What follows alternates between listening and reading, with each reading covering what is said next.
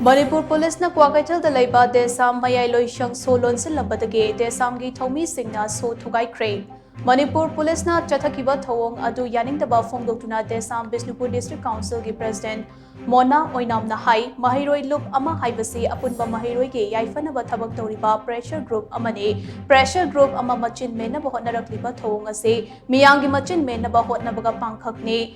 Chamarak Hanna Desamgi Office Tong Lolabasu Desamgi Thomi Singge Thonate Kaidongunga Halloi Amade Miyangi Damak Tabak Taukigani Manipur Police na Chatharabiba Thawong Ase Yamna Laipak Macha Tadaba Thawongni Nakalamaromda Gwaltabida Central Force na Chathakiba Thawong Aduga Mari Lainana Governor Masana Lale Haina Ngasi Fauba Miyamda Sengdoraktana Tuminna Laisiliba Sisu Laibak Tibani Miyamgi Kholau Sing Asi Tasin Usinadana Makata na Dumak Tumina Laisilaba Lamdamasagi Miyamna Ahen Bakongjang Kaya Changsilakani Haina So Mahakta Makatana Fongdoki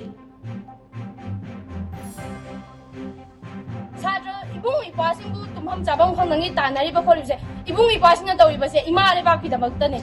Miyam Maday Lebak Sigi Damutani Ima Lebak Sigi Damtani Adubu Office Jamra Rola Su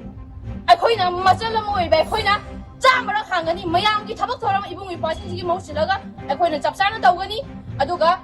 Hoji Governor Tangula Leba Hoji Governor Lal Masana Lal Poto Lal Habangam Bamakai Lolo Danogo Chinchana Mayam Dana Waba Piri Basea Atuba Madam Masana Masagi Maral Kanga Ayabalo Laura Kanda Masana Lal Habato Habu Aduga Akoi Komi student fund Kimega Gidi so Jamla Lola Su Listen Lola Su Akogi Tonadi Haloi Asidagi Henakan but Kongam Mayam Sansilakani Akogi Jong Sansili Jansina